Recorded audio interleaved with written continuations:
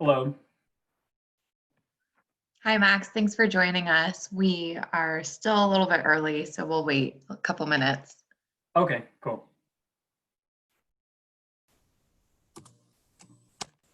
Hey Max, nice to see you. Hey, how are things, Justina? Things are going well. Just continuing to pivot during this time. Right, right.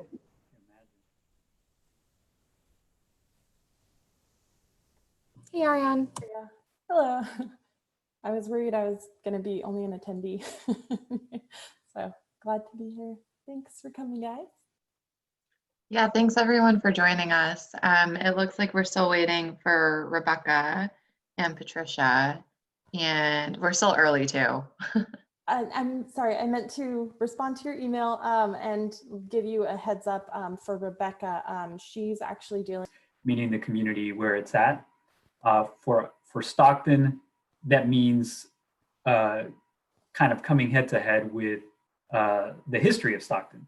And by that, I also mean things like the history of redlining, history of other kinds of redlining, then dubbed like urban renewal, and over time, the sort of history of displacement and marginalization that has taken place, not just in Stockton, but in communities like Stockton, right? And so in many regards, for Stockton, the work over the last just few years have been a real turning point for a community that in the past had seen, as you see in the slide here, redlining in the 30s, urban renewal that displaced a lot of our communities of color in the 60s, and now yields a pretty, I guess vivid but gripping map of where the community stands. The CalEnviro screen map that you see there is a metric that the state uses across across the state, assessing environmental outcomes and assessing health outcomes and kind of all these different values to give you a sense of where folks are most environmentally impacted or at risk of it. And so for Stockton, the redlining that existed essentially impacted what is considered South Stockton, which is sort of our downtown and south. Urban renewal, when it took place, forced displacement in the very footprint, particularly around the downtown where we have our historic Little Manila community that was displaced when the Crosstown Freeway was constructed. And then today, the CalEnviro screen actually shows out that very same footprint is an area of needed remediation and investment. So all that to say, that's kind of the meeting the community where it's at. This is where the community was at. In fact, I'll add that just about a decade ago, just a little over a decade ago, the city of Stockton was coming off of a suit with the Sierra Club over its general plan for the considerations therein and like its scope and basically a suit and an agreement and a settlement directing the city to consider more of the environmental impacts of growth, of development. That's sort of sometimes an esoteric document, general plans and these kinds of agreements. But what it comes down to for us is a community that ultimately has residents, right? And local businesses and local families living in these very footprints that are impacted. So from the vantage point of the mayor's office, Mayor Michael Tubbs, before being in office as mayor, he was a city council member. And during that time, he worked to organize a lot of local community-based organizations and local agencies in this very footprint in South Stockton. And at the time, the issues that kind of jumped out the most have always been things like crime, poverty, but all of these are factors that also get factored into this CalEnviro screen. So one of the things that we realized through that early discussion and now as the mayor taking office was that we needed to find a way to tie all these, connect the dots for a community that was seeing the impacts, but maybe weren't in those same conversations, weren't at the table in all those instances where you would have residents understanding what climate change as a term means something, but what does it really mean for a resident in that very footprint? And what do investments to address that really look like? So that's where the work around TCC began. And we couldn't have done it with a lot of partners. It was actually integral to the plan to have nonprofit community-based organizations, running from faith-based to affordable housing to Rising Sun. To we had a number of partners. I don't want to leave any of them out, but they were critical to us in the planning process. And we were part of a planning grant that was awarded to us in beginning of 2018. So that's kind of where the taking off point was for Stockton. And so 2018 onward, with the TCC planning grant, that gave Stockton an unprecedented opportunity to really tie the city and its administration and departments that typically delve in like the minutia of certain reports with community-based organizations and partners who are focused on connecting and even translating and empowering residents to weigh in on what priorities should be part of like a portfolio for climate change investment or sustainable neighborhood planning. This kind of catalyzed a sustainable neighborhood plan and primed us for a TCC implementation grant application. And so that's where we laid out a project area of this very footprint here, outlined in the slide, that covers within that same Cal Enviro screen area, within our most impacted communities area. It overlaid over a lot of buckets, right? And it's no surprise that these are also areas that had historically been areas of emphasis for issues of violent crime and other, and other factors. So we understand that holistically investing in a community is going to be important to make change, because folks aren't just worried about food or crime. They're also worried about their air, their utilities, their housing. And so all these factors kind of conspire to make this area like a focal area. And that's what put together our efforts for a TCC implementation grant. We will, so thankfully, and we're happy to kind of share that in June, we were awarded over $10 million from the Strategic Growth Council for this implementation grant to work alongside many partners, both as part of the grant and also community partners who are interested in seeing more resiliency and more climate change investment. So those are that's kind of the step we're in now.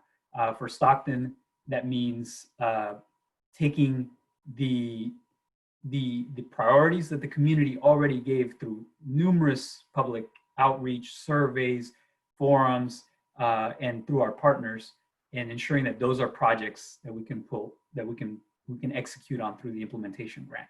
And I think that's where some of our partners that are on the call and are part of this panel will touch on. And I think one important part of that framing is that we needed to make sure that we were championing environmental justice with the very residents as part of that discussion. Even as part of, and I say that because even as part of our planning grant, we were literally training fellows and working with residents and stipending, and supporting local residents to become champions for environmental justice, to educate their own communities. So it wasn't us telling them what should be important to them, but us giving them the platform and tools so they could tell us what we should be investing in as a city and as a community writ large. So those are kind of the lenses, and I think I'll leave it there because I think I'm really excited to hear more from our partners who are going to be making that kind of investment and executing in a way that directly affects residents in their homes, in their very neighborhoods. So it's not this kind of ephemeral thing that moves the dial on some measurement, so just a metric or a needle that we're measuring, but actually direct contact and direct improvement to people's lives in their day-to-day lives. And we have a space here if anybody wanted to ask Max anything in particular about the city of Stockton's perspective from past to present of what this strategy means and how it could be applied maybe in your case.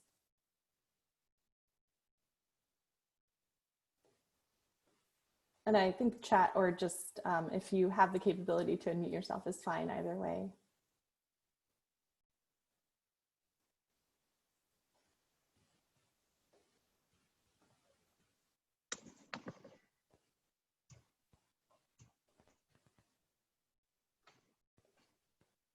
All right, I think if there's no questions for Max, then we can go ahead and continue into our household level strategies. And this is where we'll break it down a little bit further of what this looks like in practice. And so we'll start with edible schoolyard projects with Patricia Miller. Thank you, Ariane.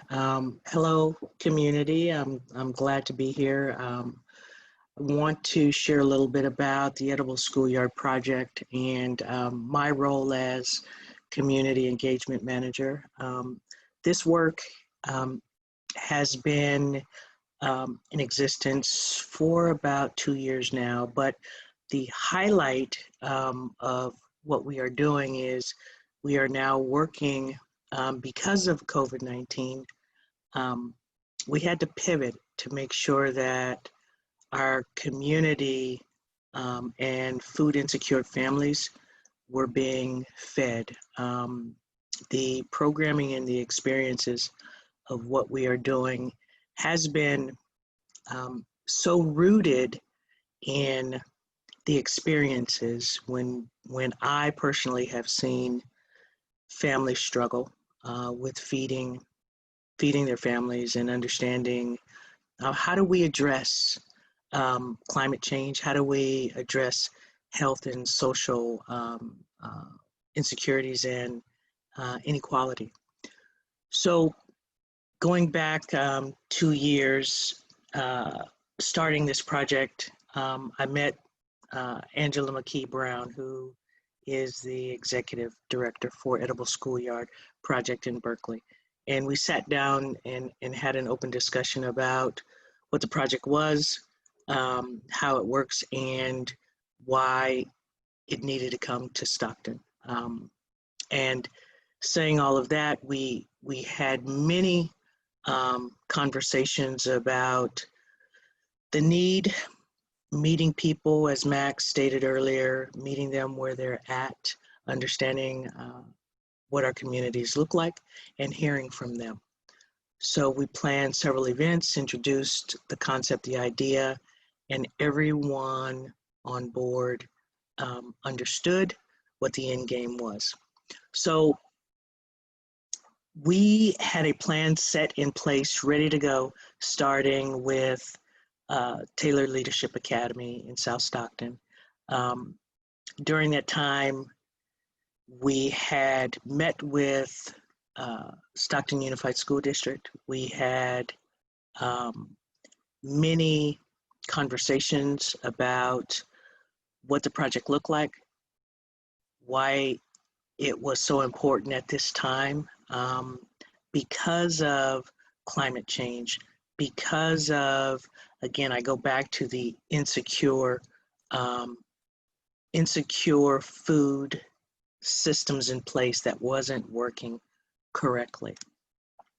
So we became partners with SUSD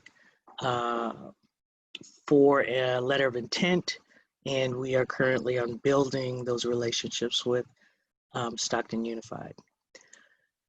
Saying all of that, we were ready to go in and change cafeteria space with a learning layer, having conversations on what school food looked like, where it came from, how do we get organic produce into the school cafeterias, into children who want to learn and who can be educated on food and food systems, realizing that the 4 core subjects, that is what Edible Schoolyard had been doing for 25 years in Berkeley.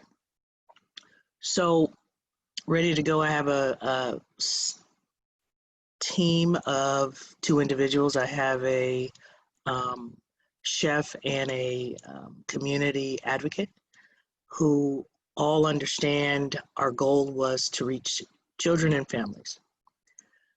Our plan was to go in, and on March 2nd, that all came to a halt with COVID-19 in place.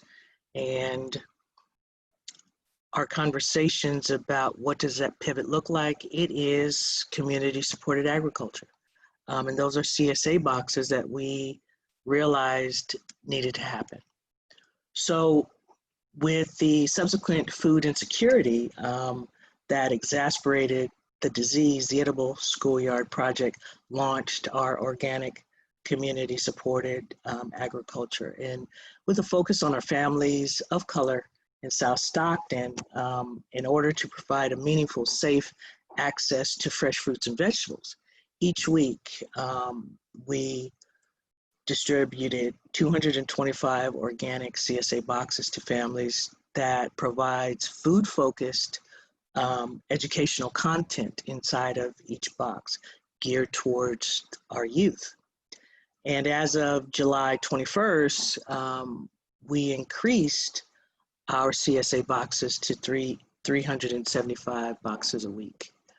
So realizing that this partnership could not have happened without the City of Stockton Community Services Program and at Taylor Leadership Academy through Stockton Unified School District.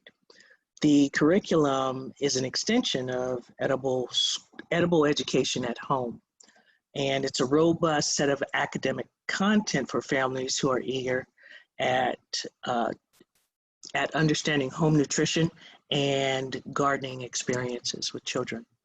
Over the course of 5 months, to March through July, we have provided over 75,000 pounds of produce and heritage ranged chickens, over 4,000 printed copies of lessons on how to teach children, and also making sure that the academic content for families who were eager to learn this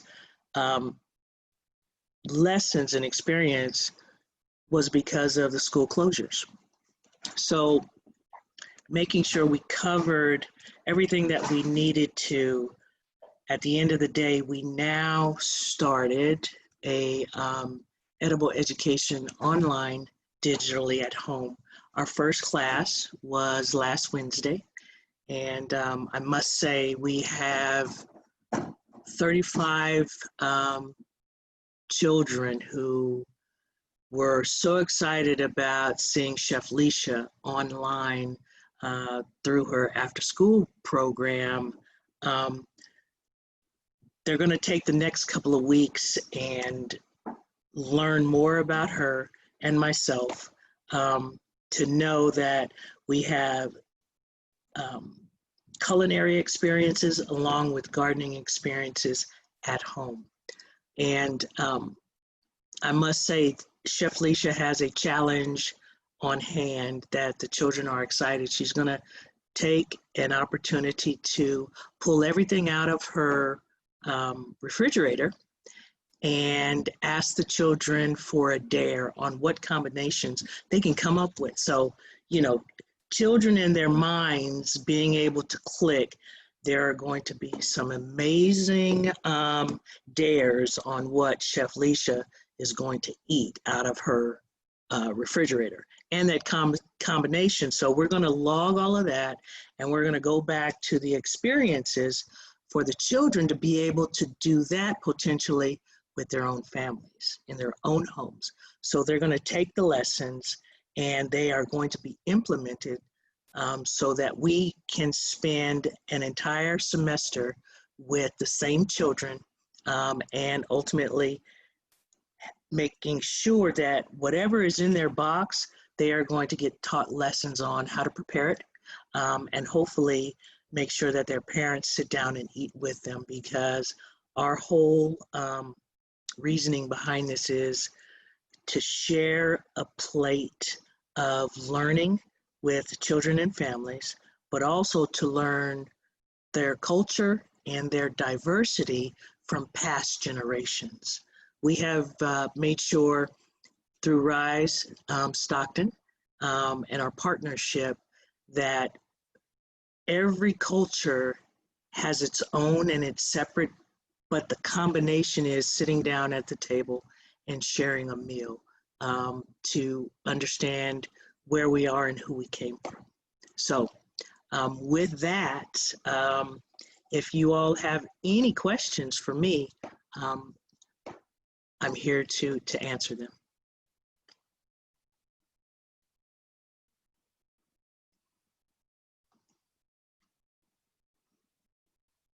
And it looks like we do have a question in the chat of, are families excited to cook or did it take encouragement? Oh no,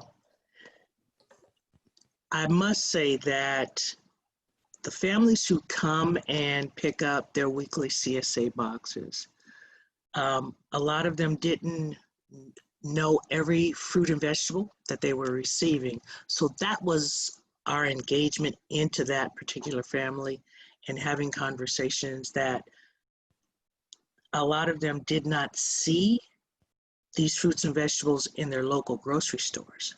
So that was the dive in for us, to make mothers and fathers at the same time and these children understand, how can I cook this?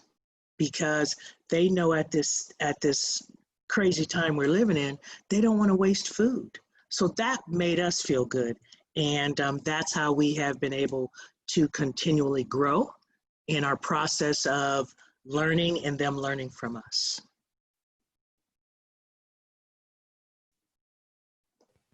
Thank you, Patricia. Thank Any you. other questions in the chat, or anyone just want to voice them out? Give a few seconds for that.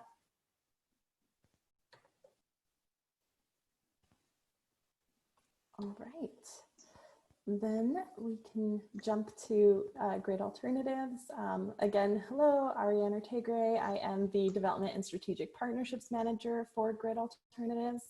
And just want to share a quick overview of our mission. And at GRID, our mission is to make renewable energy and training accessible to underserved communities.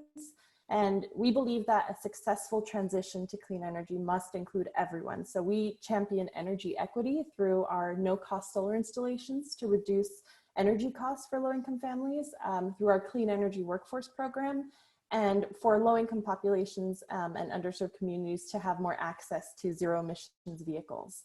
And the way we think this through is from our triple bottom line. And so every single project we do must serve this triple bottom line of people, planet, and employment. So I always see it as this Venn diagram where we come in all of the areas where these things overlap. And so the first a bubble of that, the people side, really does come through our clean energy access programs. Clean energy access in general, it is a problem. Low-income communities and communities of color are impacted disproportionately by pollution and climate change. They're often on the front lines, and the ones that might be by a energy refinery location, or right by the highway and freeway with the most pollution, least access to good quality food, as Patricia touched on, and we have a lot of those food deserts. And so we believe that those communities should be among the first to enjoy the benefits that come along with climate change solutions like renewable energy sources. These households tend to spend a much larger percentage of their income on energy bills, up to 3 times more. And so we see that as a real nugget of a place for us to come in and be able to take that energy bill and reduce it in a way that also serves the planet.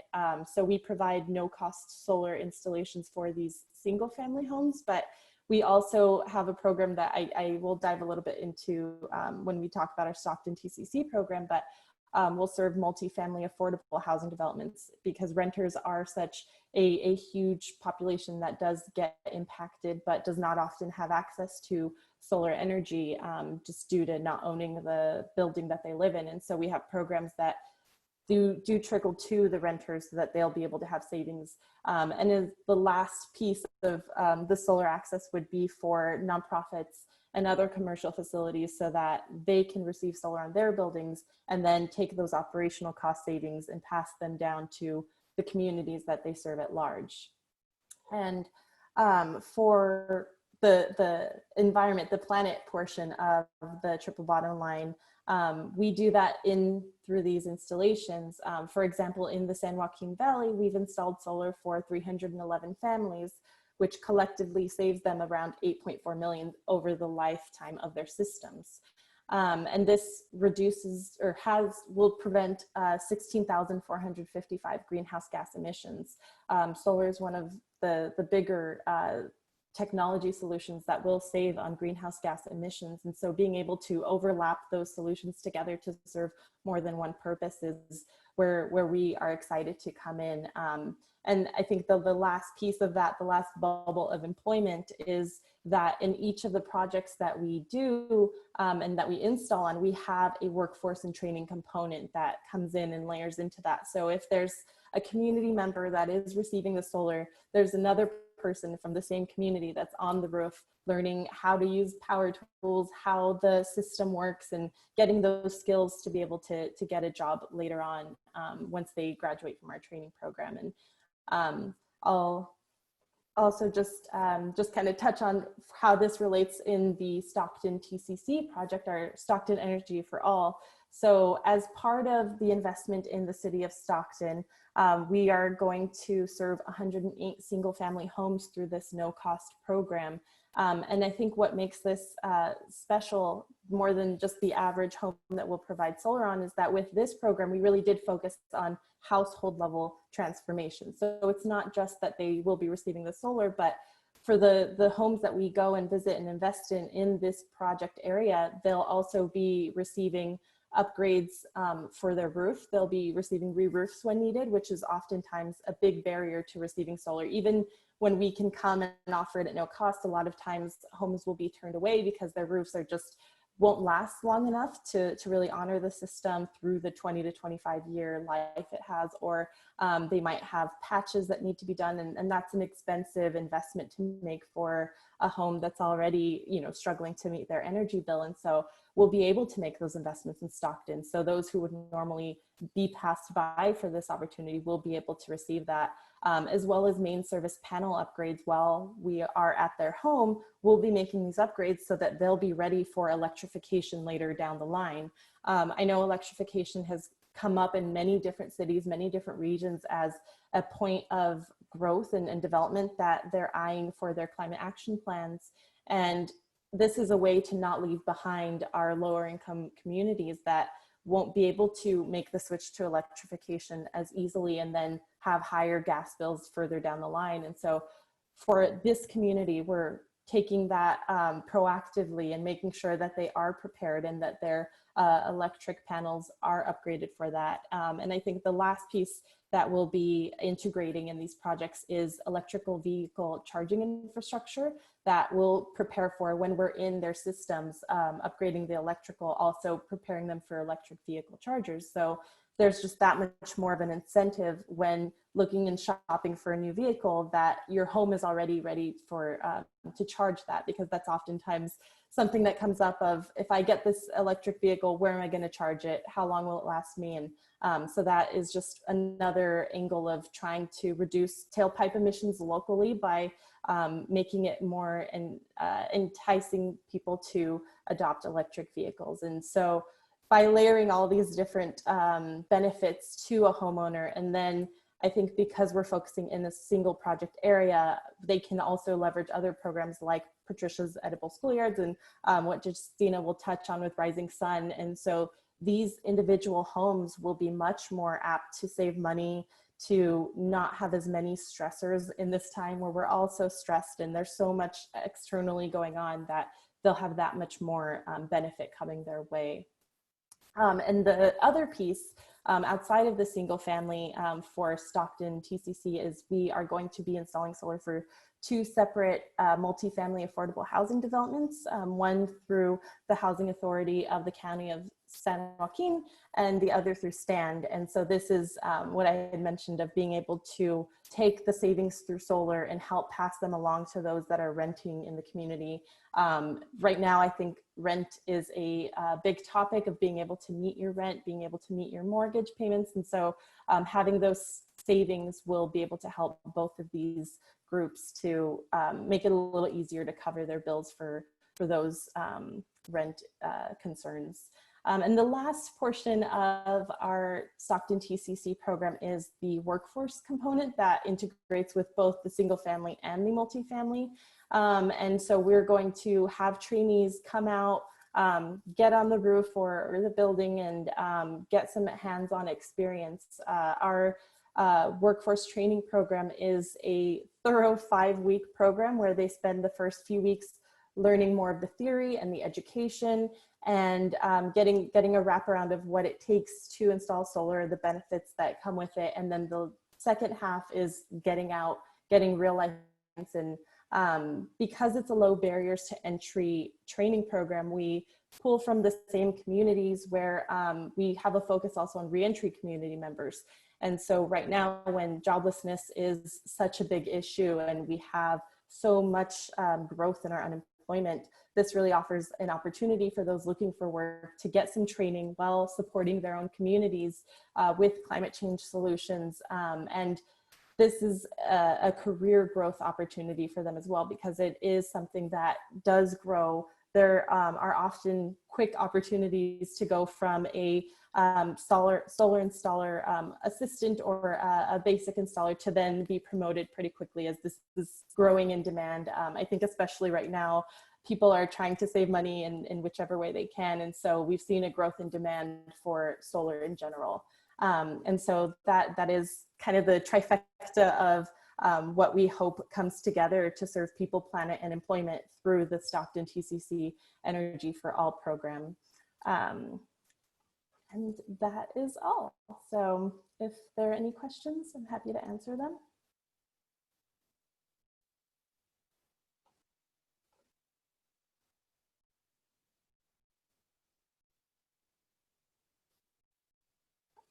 So I see a question of if we take our trainings on the road. And so the training program that GRID offers, our training facility is actually based in Sacramento, and that's where we have a lot of mock roofs built out. But before even COVID, we were building our mobile training trailer. So it's this trailer that's solar powered that has all the tools, all the mock roofs. And so that's what we have brought to Stockton for our Stockton training program. And that's something that we can take anywhere that we have a partner that has trainees that are looking to receive the training. And since COVID, we did pause in March when things were really uncertain of what could be done, what distancing was needed. And so we've taken that first chunk of the training program, the educational piece, and put it online on Google Classroom. And so that distance learning version of the program could be offered to anyone and anywhere. That's the beauty of distance learning. And so we're excited to see how that can grow. And then when people are interested in the actual hands-on component, we're starting that piece with social distancing right now, but as that becomes more applicable to handle larger cohorts, we'll be able to go into different regions and hopefully spread that, not just in Stockton, but beyond. And the rate of sustained employment for graduates in the educational job training program. We don't have a stat for sustained employment. We do check in with our graduates.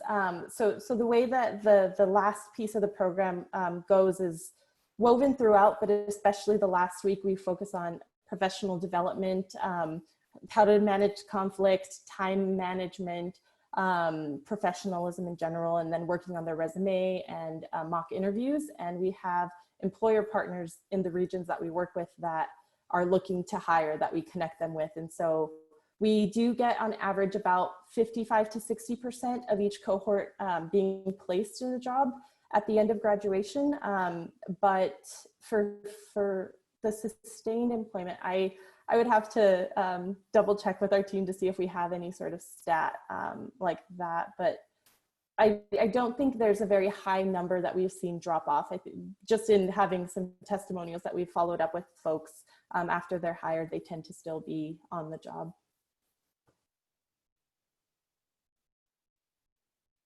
Any other questions?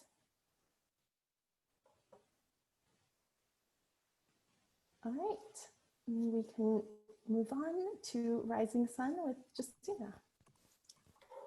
Thanks, Ariane.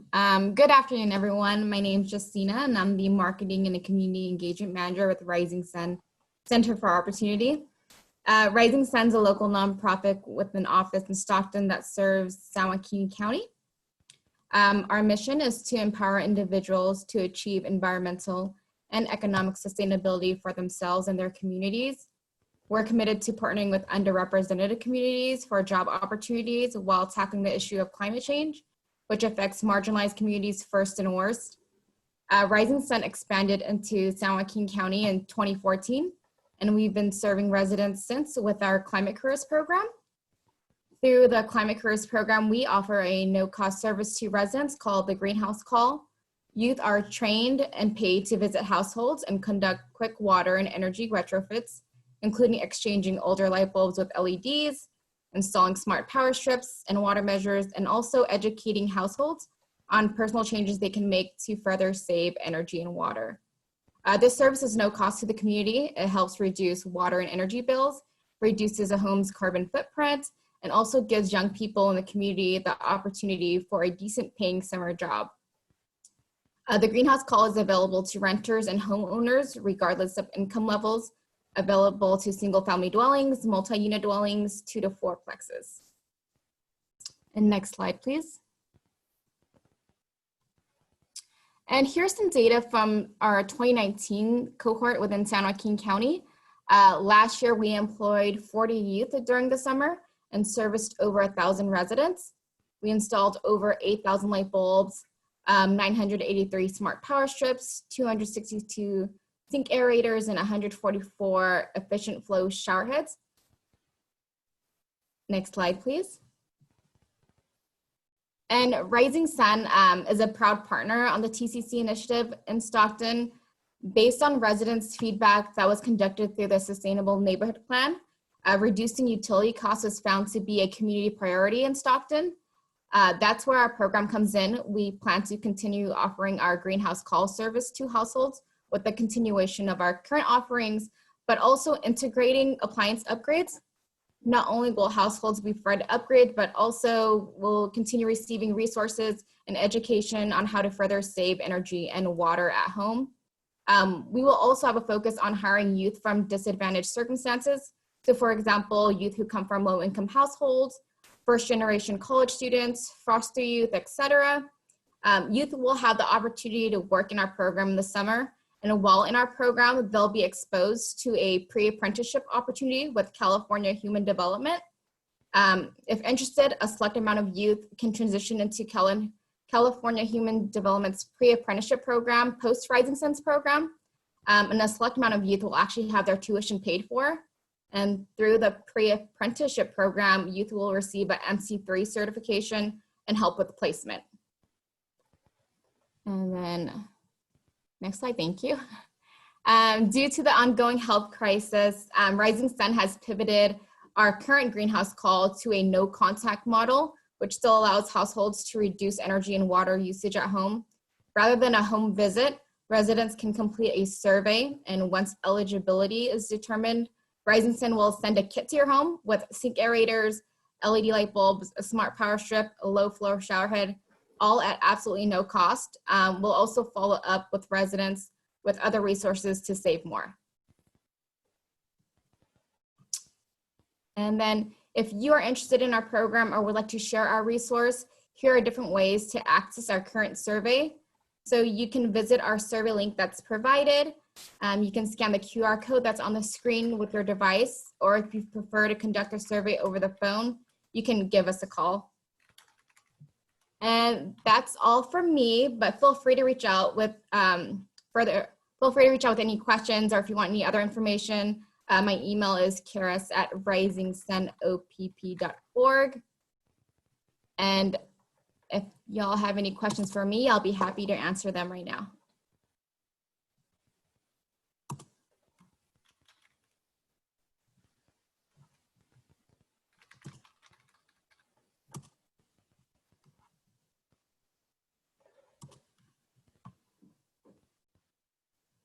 All right, I don't see anything coming through. So if any questions pop up, feel free to, we have a last Q&A section as well, but I'm gonna bring Max back to kind of tie together all of the different programs that we discussed and how those are being layered and collaborated together so that we can best serve the Stockton community. Thank you. Yeah. So I think what's been touched on is great. It talks, the panelists have shared how some of these direct investments are connecting, or they're meant to connect directly to individuals, right? They're not investments in infrastructure for infrastructure's sake. They're investments in people in many, in different forms, right? Whether that's food, I like to shout out to some of the progress we've had on the city front. Tomorrow night, we're going to have an urban ag ordinance uh, initiative on the council agenda, to Patricia's point around fostering more support for that. And then, the work around solar and utilities and weatherization and other improvements, right, for households. For us, that is one of many different ways, including the food work, of making sure that folks are more like stable and secure in their own community.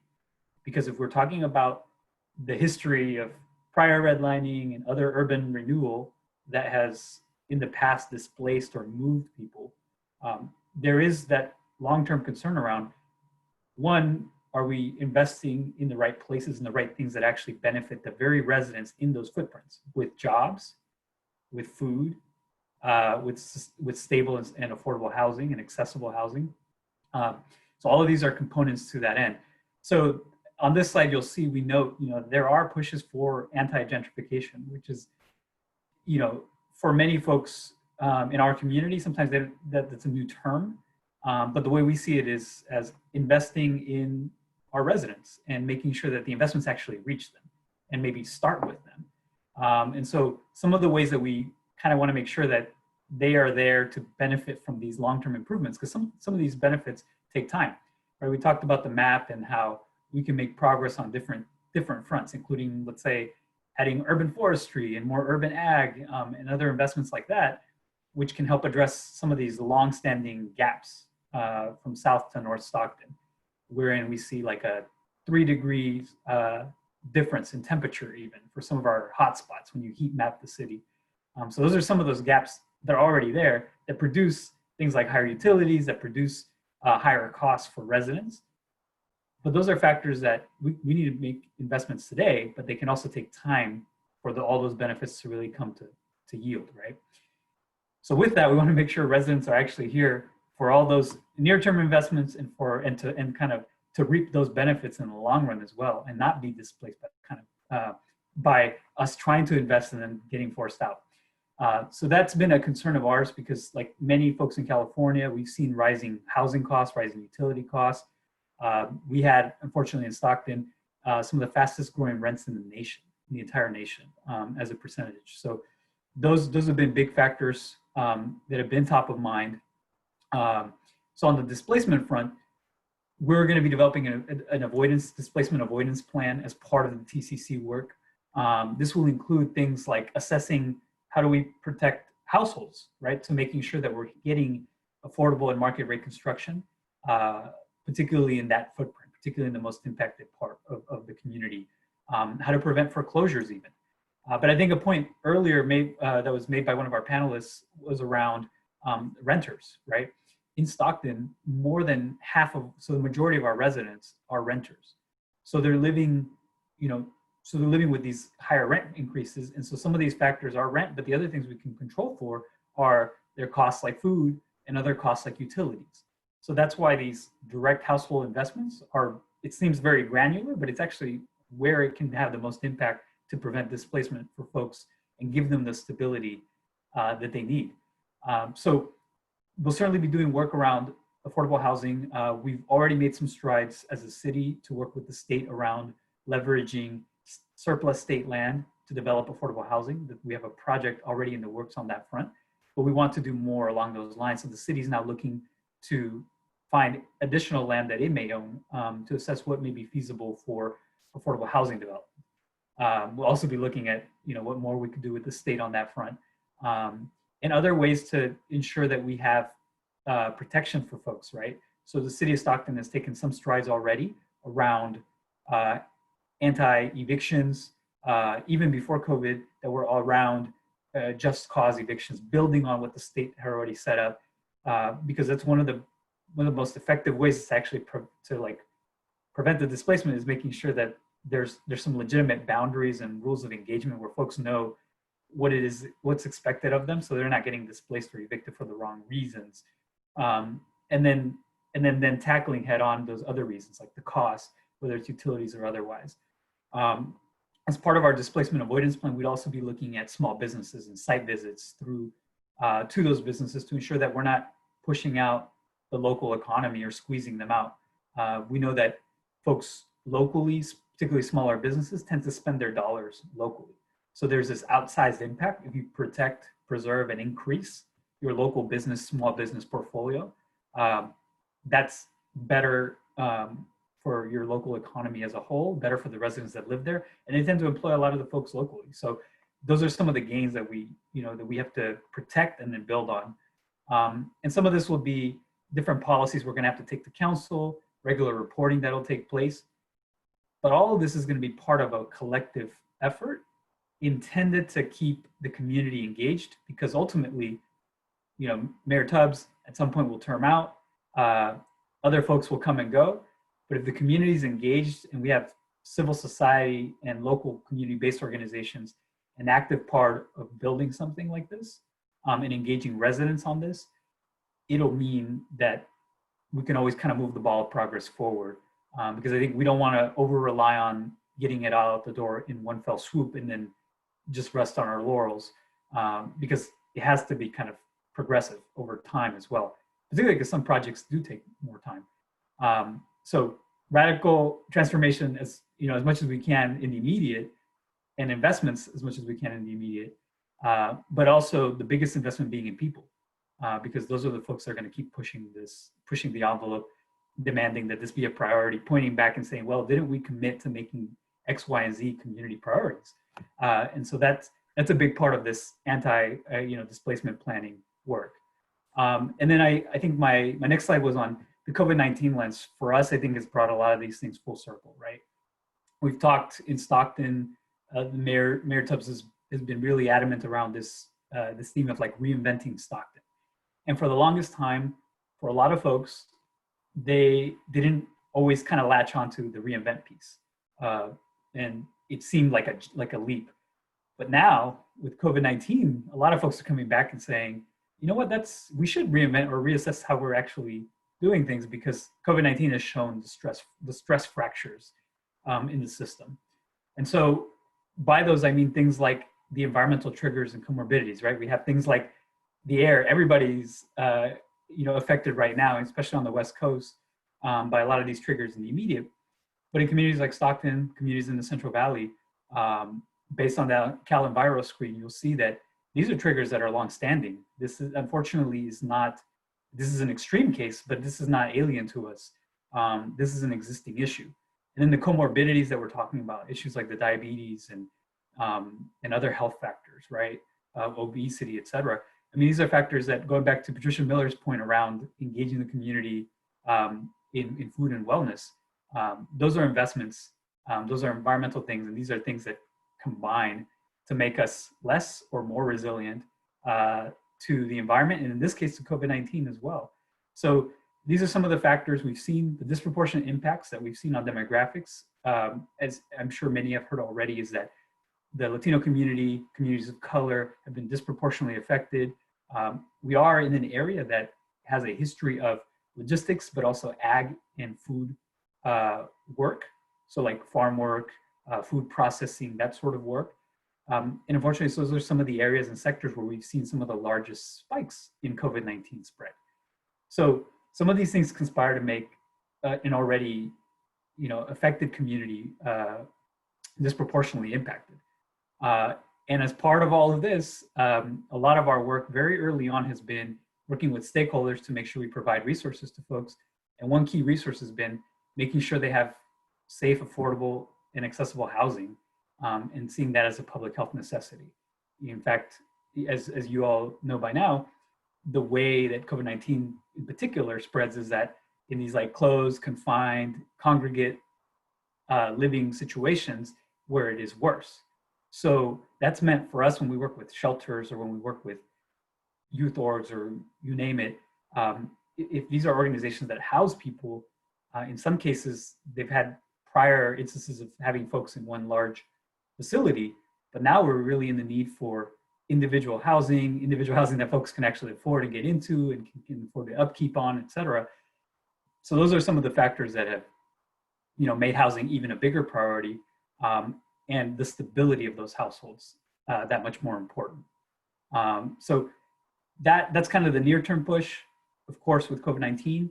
But I'll close on that last bullet, which is the economic fallout that does demand some changes and reform for how things, are currently done, what we prioritize. The fallout in the past has shown, prior recessions have shown that certain communities, like us in the Central Valley, sometimes lag in terms of how, often lag in terms of the recovery. And then in terms of that recovery within these communities, there is a stratification where a lot of folks who are already socioeconomically impacted or disadvantaged, they're the ones that end up bearing the larger brunt. So going back full circle to these kinds of investments, these are the investments that should be channeled to those very communities that are going to bear that brunt, and unfortunately that will have historically borne that brunt for the longest time.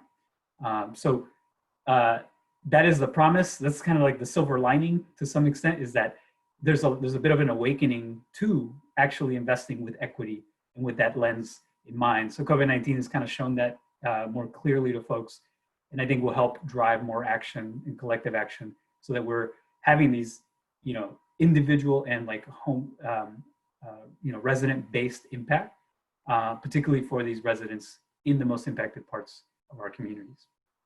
So with that, I will close. I'm just happy to be on a panel with some of these folks who are doing like all the important work to serve our residents, to empower our residents, and thank you for the opportunity to share. And Max, looks like we did get a question for your wrap up of, have you seen improvements or less crime with the implementation of these programs? That's a great question. So on the implementation grant itself, we just were awarded in June, so we're getting ready for implementation phase. So right now we're in the planning, but even before full implementation, the planning grant work, the community engagement work, the work around investing through nonprofits and other organizations, that has made an outsized impact. And we have the data to back that up, actually. So I appreciate the question, because we have seen a reduction in violent crime. We've actually sustained over the last couple of years now. We had like 2 years now of reduced violent crime rate in an area that, in the past have been really notoriously for a lot of these hotspots. So that's been sustained. Meanwhile, I'll share as kind of a point of pride, we've also seen in the community, in the city of Stockton, we led the state this year, the numbers reported out, in reduced officer-involved shootings. So we've shown that we can, through even less use of force, but more community investment, actually produce sustained, reductions in crime and sustained reductions in crime, particularly violent crime, which is, of course, for all communities, a top priority. So thank you for that question. I think the data early on is already showing that is an important investment. Crime being a socioeconomic phenomenon means that if we can have continued and sustained investment moving forward, that we can hope to improve those numbers in the long run. Thank you. And we have another question. In the anti-gentrification efforts, what challenges have been encountered and how are those challenges overcome? That's a great question. I think one initial challenge is that the folks that, even though most of our community is renting, for example, when we talk about renters and evictions and that issue, we also have a lot of folks who are like smaller mom and pop landlords. So we have some larger ones for sure, but we also have some smaller mom and pop ones. And so I know the struggle is that it produces a bit of a domino effect. So ensuring that folks, the kinds of investments we can make are, even if it's an investment like directly in a tenant, for example, is seen as an investment in the community as a whole, including the landlords, because they are able to recoup. They're able to keep a good tenant in, as an example. And when we fund, we've leveraged some of our funding for rental assistance, for example. And when we fund rental assistance and when we fund those dollars to go out into the community, particularly for tenants to prevent evictions, prevent displacement, that's another way of essentially funding the landlords, right? It's an indirect way, right? So I think ensuring that the messaging is clear is a bit helpful. I think initially we faced a bit of a challenge where some folks felt like we were focusing on, you know, on folks who only a certain subset of the population. And to be fair, in many ways, it's the population that has been most disproportionately impacted and is at higher risk. And we're under a public health crisis, so there's reason to prioritize. But then there are ways to ensure that that's also helping rest of the folks. I think the other issue we have faced is that even before COVID-19 even, right, has been the fact that increases in costs, like rental costs, are relative. So for example, Stockton has seen some of the fastest growing rents in the nation, but is quote unquote relatively cheap rental cost wise as compared to the Bay Area, which is just a drive over the Altamont. So we have the outsized market pressure of adjacent communities like the Bay Area. This is not a knock on the Bay, but this is the fact that the median household income, the ability to pay and so forth means that, and the proximity means that the costs here rise because of the proximity. And that sometimes also means that the cost of like building, because ultimately if we can build more housing, both market rate and affordable housing, the more stock we can have in place, the demand kind of levels off a little bit, and we can see a reduction in costs, right? The supply and demand conundrum here. But the challenge is that because we're close to the Bay, in the scarcity, whether it's supplies, labor in particular, it also means that the cost of production of housing is inflated here too because of the proximity. So you're kind of in an area where you maybe can't sell for as much or rent for as much, but you can still rent, but the cost of construction, the cost of development may still be a little bit higher. Even when we waive fees for affordable housing and so forth, which we've done, there's still this kind of unleveling that has to still take place. So that does ask, and it really begs for more investment. So one of the things we'll be looking at as a city is investment in developing a housing trust fund, developing other funding streams that can help produce and subsidize the development of housing, because it needs a jump start. And so we're trying to find ways certainly to do it through grants, certainly to do it through philanthropy, but we also want to see what we can do from a municipal standpoint to develop funding streams for that. So that's next on our docket. It's a big lift, we think, but an important one to take on. Awesome. Thank you for that. And we have another comment/question. Says, love the CSA program. Any ideas on how cities can get innovative with their multifamily zoning and land use to include growing healthy food on site, or for developers to partner with programs like this CSA to include in their resident services? So at this stage, the conversation around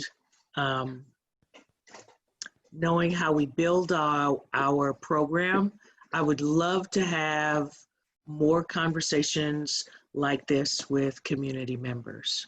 So I would love to find out who actually sent that, because I saw it and it was from an anonymous person. So an anonymous attendee. So I would, please, if you can send me your information, love to continue this conversation because it is a multifaceted question.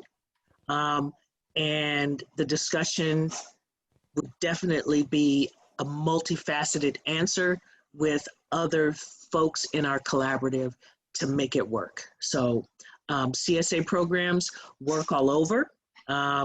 There are hubs in the region that can answer bits and pieces on what they're talking about.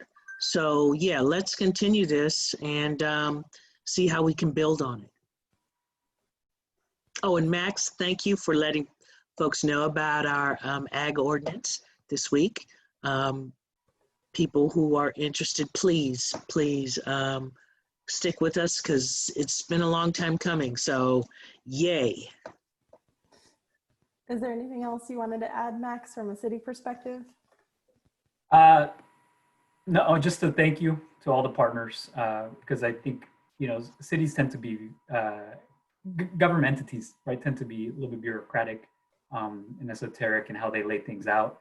And sometimes the focus can sometimes shift to process, which is really important. But the partners and all the collaborative work has ensured that residents, households are the focus, or the real focus. So just appreciative of that, and excited to get to work and do more with you all. Great. And in that time, there was one more question that came in. It says, Max, do you see these programs ultimately becoming self-sustainable with communities needing less or no help over time? I think some of these things certainly will become more sustainable over time.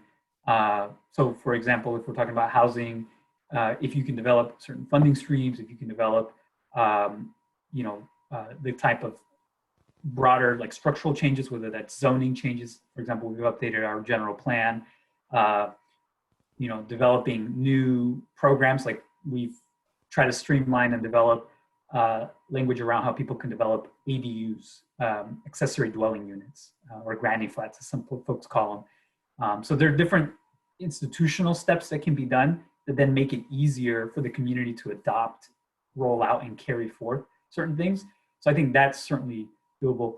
I think for the other climate resiliency work and investments that were mentioned, I think they certainly can be. The community and residents are kind of your best testament for ensuring that those investments get more investment, that they can be built upon, right? Because folks can see it, it's tangible. And I think that's what's most important for communities and residents directly, because, for them, a report on a shelf doesn't really do anything. It's a program being delivered. It's something being put on in their home, something being put on their kitchen table. Those are the things, that ultimately bear the most fruit and can have kind of a more macro change for the community. And then it becomes an expectation, and they drive and push for those things. So in some ways, you're building civil society to press for these things as a priority long term. Thank you. And I think all of what we've discussed as the approach for the City of Stockton and the TCC projects are just one possible collection of programs and opportunities presented to the community, but really wanted to open up this space if anyone in the audience has had household level investments or projects that were successful that you would want to share about or call out. I think this is an opportunity with representation from different cities, different communities, for all of us to come together and collaborate on what are potential successes, what are potential great options to move forward with. So if anyone wanted to share about any of those, you could raise your hand to share it live, or just add it into the Q&A and we can share out some of your programs. Definitely want to give a chance for others to share out as well.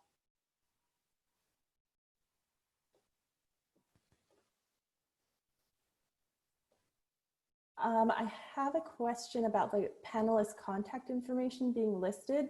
I don't have it in the slide, but if each panelist wanted to share out your information, what's the best way to reach you, then we can go ahead and share that out, and then feel free if you wanted to connect further with any of the panelists.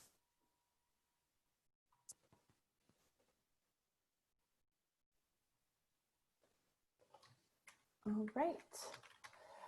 I guess if that is all, I'll add in my information as well, but just wanted to thank everyone for taking the time to come out and hear a little bit about what was going on in the Stockton neighborhood for our transformative climate communities investments. And feel free to reach out to anyone if you have any further questions or just want to discuss any of the programs a little bit further. So much to all the panelists for today and for your incredible work in the Stockton community. Thank you to the attendees for joining us today as well. Again, if you want to reach any of the panelists, they will be putting their contact information in the chat. But with that, I would like to go ahead and close it out. I do want to remind everyone that our next webinar is Wednesday at 10 a.m. It is our safe and affordable housing via code enforcement. session. So if you're interested in that, please join us. Otherwise, thank you all again so much for joining us this afternoon, and we hope to see you all soon.